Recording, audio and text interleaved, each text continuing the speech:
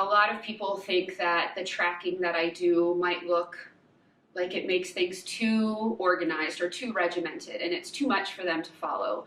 And there's someone on Instagram, and he's an author, it's called James Clear, and I just found his Instagram account a few weeks ago, and one of his quotes was, "Habits don't restrict freedom, they create it."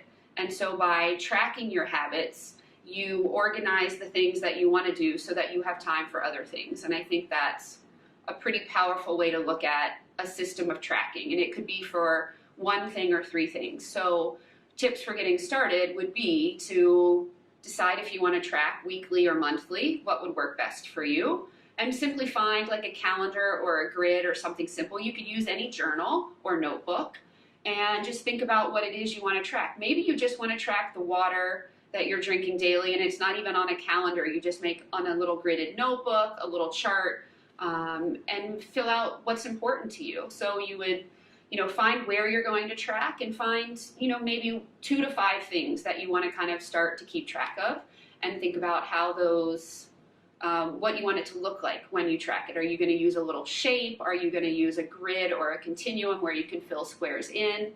Last month I did 1,000 push-ups.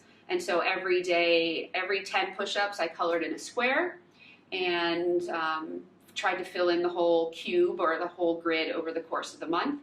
So there's really a lot of freedom, and it's kind of just what works for each person. But I think if you focus on what is important to you and pick those couple of things to get started, and just, whether it's a little shape or a symbol, start marking it down each day, the things that you've done.